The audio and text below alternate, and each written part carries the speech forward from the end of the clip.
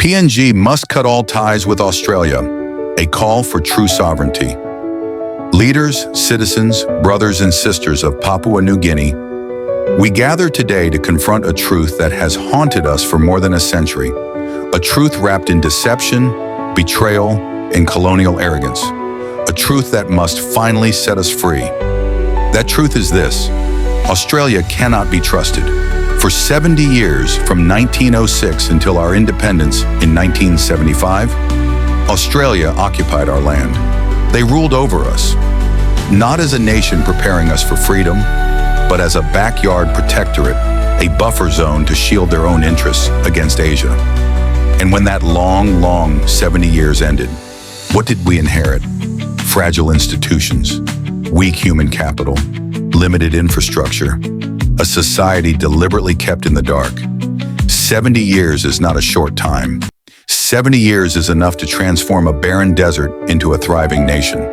70 years is enough to build universities, railways, highways, industries, and strong governance systems. But what did Australia leave behind? Almost nothing. They left us unprepared, by design. Why? Because in their eyes, we were never equals. We were never brothers. We were never future partners. We were dependents, a people to control, to keep weak, to keep underdeveloped. And they acted with a policy of do as little as possible. That was the colonial mantra for both your country and mine. Spend the least, maintain order, and prevent trouble. Development, progress, empowerment, these were never priorities. Let us not forget the deep racism that underpinned this. We were excluded from education, administration, and leadership roles. Why? Because they said we were not ready. For decades, we were kept deliberately uneducated. Our Highlands brothers and sisters were isolated until the late 1950s. Only when global decolonization pressure mounted did they rush to build schools, hospitals, and some token institutions. It was too little, too late, and selectively applied. Brothers and sisters, let us also remember the dark chapter of blackbirding. Our Melanesian people were kidnapped, tricked, and shipped like animals to toil on the cane fields of Queensland. That was Australia's first act of exploitation in our region, stealing the sweat and lives of our ancestors. And do not be fooled. Today's so-called labor mobility schemes are the modern form of blackbirding. They export our youth, our workforce, to pick fruit and clean their industries while our nation remains underdeveloped. Instead of building industries here, they exploit our labor abroad. That is not partnership.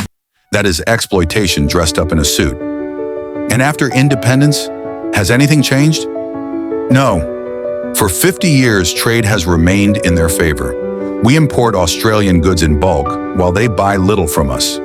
They dictate the terms, they write the agreements, they still behave as masters. This is economic colonialism.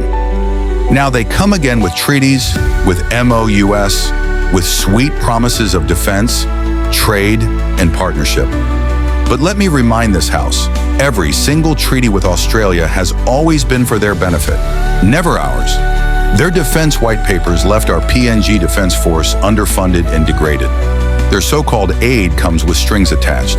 Their partnerships are merely instruments of control. But brothers and sisters, history shows us that nations can rise when they believe in themselves. Look at Singapore, a small island, no natural resources, surrounded by larger powers. Yet through determination, bold leadership, and belief in its own people, Singapore transformed into one of the strongest economies in the world. They did not sit waiting for their former colonial masters. They carved their destiny. Look also at Burkina Faso in Africa, a poor, landlocked country with little to its name. Yet under leaders driven by pride and sovereignty, they refused to be dictated to by former colonizers. They declared that their dignity mattered more than aid or exploitation. They chose self-determination over dependency, and the world began to respect them. Papua New Guinea must learn from these examples. We are richer than Singapore in resources, larger than many countries that thrive today, and stronger in culture than most. The only thing holding us back is the colonial shadow of Australia. Leaders of Papua New Guinea, I say this with no hesitation and no apology. We must cut all ties with Australia. We are a sovereign nation. We do not need to lean on a former colonizer that never intended for us to rise as equals. We do not need treaties that make us a puppet of Canberra. We do not need MOUs that chain our future. For the next 50 years, our path must be without them. Let us stand tall among nations.